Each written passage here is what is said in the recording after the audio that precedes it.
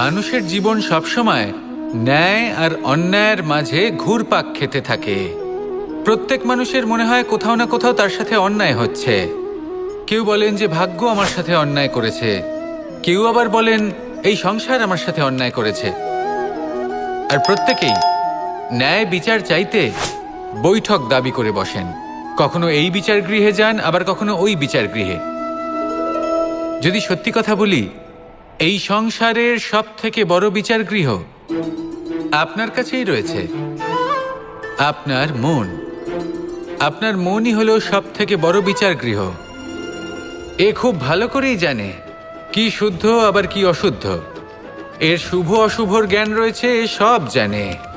দেখতে গেলে প্রত্যেকটা মানুষ যদি নিজের মনের কথা শোনেন, তাহলে তিনি ভালোভাবেই বুঝতে পারবেন তিনি কি উচিত করেছেন আর কি অনুচিত। দিনে একবার রাত্রে নিদ্রায় যাওয়ার পূর্বে নিজের সাথে বসুন, চোখ বন্ধ করুন আর বিচার করুন আজ আপনি কি উচিত করেছেন আর কি অনুচিত। আপনার মন সঠিক বিচার তখনই করে দেবে। আসুন আমার সাথে ভালোবেসে বলুন, রাধা রাধা। রাধে কৃষ্ণ কৃষ্ণ কৃষ্ণ রাধে রাধে। राधे कृष्ण कृष्ण कृष्ण राधे राधे।